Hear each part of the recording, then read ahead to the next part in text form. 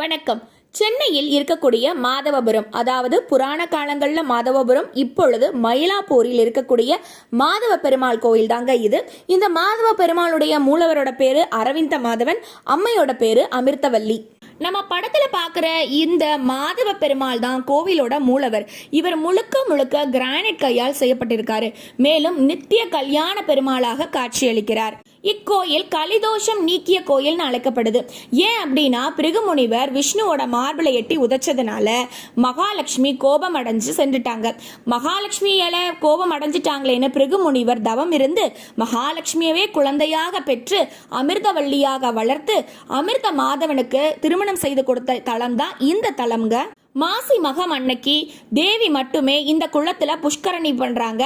இந்த தினத்துல குளத்துல எழுந்தா கட்டாயம் திருமண தடை நீங்கும். கட்டாயம் ஒரு முறையாவது சென்று வருவோம். ஓம் நமோ நாராயணா.